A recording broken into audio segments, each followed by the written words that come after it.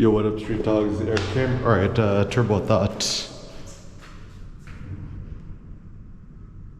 There is no such thing as a beautiful mind, only a beautiful body. Now, the question is, why is this bias towards a beautiful mind? So, my theory is partly philosophical, partly religious, spiritual. So, first and foremost, I'm trying to think. It's like all the world religions, or most of the world's religions, whatever, believe in some sort of afterlife or reincarnation. So Judeo-Christian, Islam, etc., believe in an afterlife. After you're dead, you go somewhere else and you continue to live indefinitely, where your soul, spirit, mind, whatever, continue to live indefinitely. And then I believe Buddhism, there's lots of different strands of Buddhism, but reincarnation, you're reincarnated into, if you're good, right, like ideally a human in a better class, if not so good, as an animal, etc. And then there's kind of more of the, like Shintoism or animism that believes in just kind of spirits in general. And notions of karma and stuff like that. Anyways, so I think the reason why there's so much focus on the mind, body, soul, spirit, whatever you want to call it, is that the mind, soul, spirit, whatever, consciousness, it's metaphysics, it's above physics, it's not tangible, and people like to think that it is immortal, like it never dies and it continues, whatever. However, I personally believe in a mortal soul. Is that your soul is the essentially the conductor of your body and mind, whatever, and once you die, your soul also dies. Now, it's funny because everyone always thinks of the soul as a immortal, intangible thing, but I see it as a very practical thing. I think the soul is whatever is contained within your body, I consider the soul. So body, mind, whatever is essentially the soul. Now, I suppose the question then is, why is there such a bias for and towards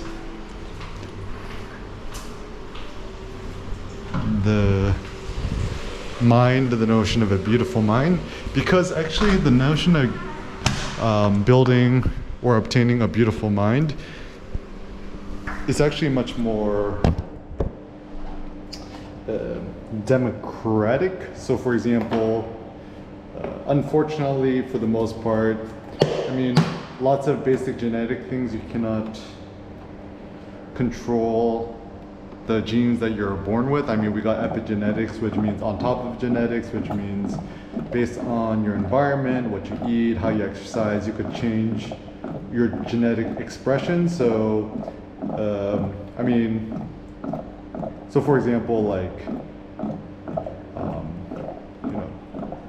as a kid, or if you have children, whatever, basically how much meat, protein, whatever you give them, the younger they are.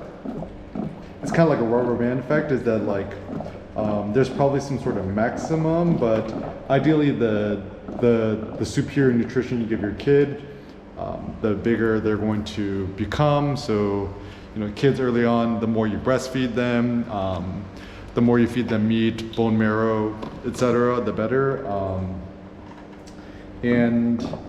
But there are certain limits, right? If both your parents are 4 feet tall, the chance of you becoming 6 foot tall is probably unlikely.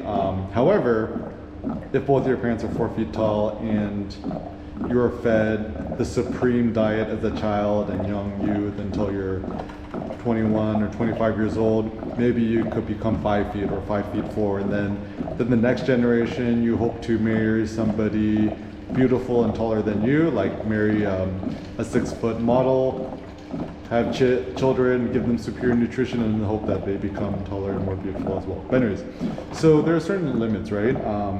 And there are certain things we can control, and there are certain things we cannot control. So I think the reason or the danger of focusing too much on the mind is there's not enough like rigor when it comes to the mind. Like, what does a beautiful mind even mean? And I think the reason why there's so much of a focus on building a beautiful mind is it's kind of like this,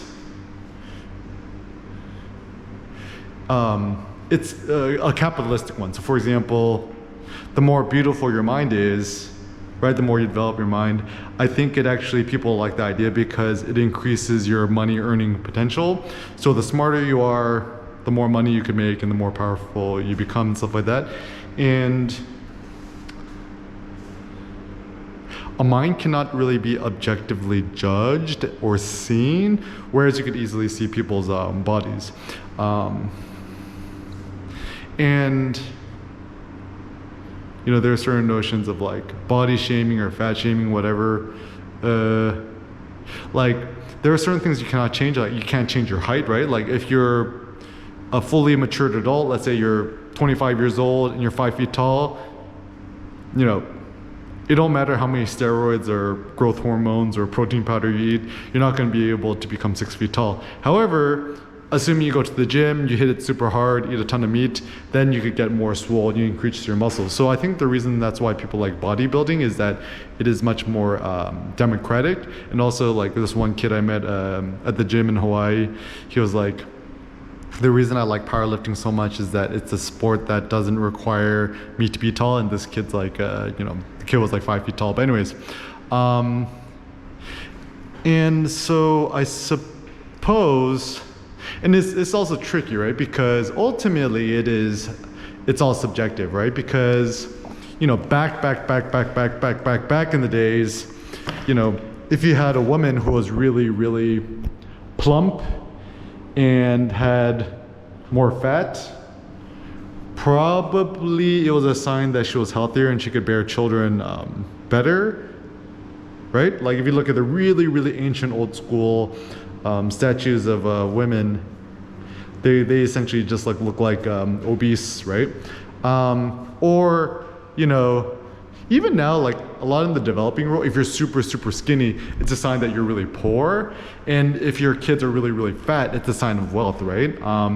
But then again, there are certain physiological health things, right? Where, you know, can you really judge, right? It's like, if you're super, super poor and super, super skinny, it probably means you have poor health.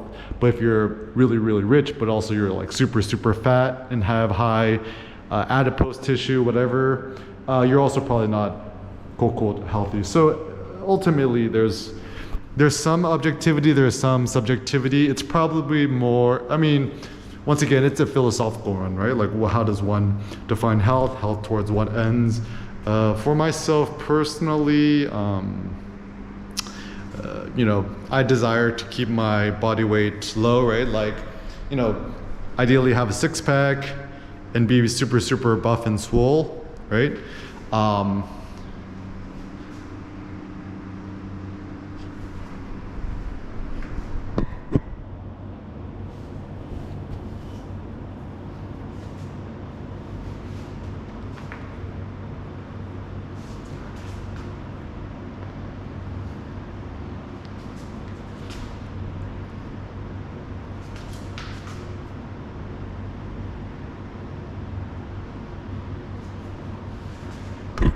Then be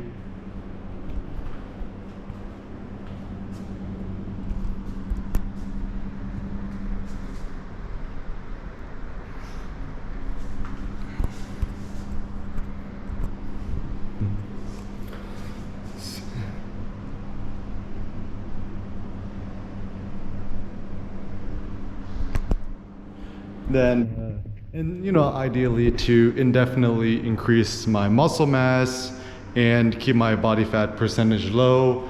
The way I'm personally able to do this is pretty simple. Like, I don't eat starch, I don't eat sugar, artificial, real or fake or whatever. I don't eat fruit, vegetables, whatever. The only thing I eat is, kimchi or leafy greens, like bitter spinach, really bitter kale, bitter chrysanthemum greens, mustard greens, etc. And intermittent fasting, no breakfast, no lunch, only one massive meal a day. I like all you can eat shabu shabu. Shout out to Momo Paradise, my new favorite joint, or all you can eat Korean barbecue. And and just lifting heavy weights, right? Like powerlifting, deadlift, squat, floor bench press, etc. And my thought too is that the more beautiful you make your body, it's good for your self-ego, your self-esteem. Ultimately, if you're a modern human being, you probably see yourself in the mirror like a quadrillion times a day. Also, the thing that's very important is based on your body fat percentage, it actually does affect what your face looks like. So if you actually want to have a better looking face, to decrease your body adipose tissue, it's a full body thing. There's no such thing as fat targeting. That's not real. And also, like, as a man, the higher your testosterone is, your jaw becomes more, chiseled, whatever, and you essentially end up becoming more handsome or sexy or whatever. And also just getting a clean haircut, it also helps. Whenever I go to the barber, there's this picture I have. I just go on Google Images and search Brad Pitt Fury haircut. It's my favorite haircut. I quite like it. Cindy calls it the Lamborghini haircut. Here in Cambodia, in Phnom Penh, I got for only $3 in the salon, which is quite nice. I just showed him one picture, and he just, the guy, like older guy, he looked at me, he's like, and just did it like super fast in like 10-15 minutes. Versus America, you go to like a super cut, right? They're just like, what fade? What number do you want? I don't know. That's a good thing about Asians, right? You just kind of show them a picture and they just kind of do it. But anyways, so I think we should become suspicious of this notion of a quote, quote, beautiful mind and strive to build beautiful body instead.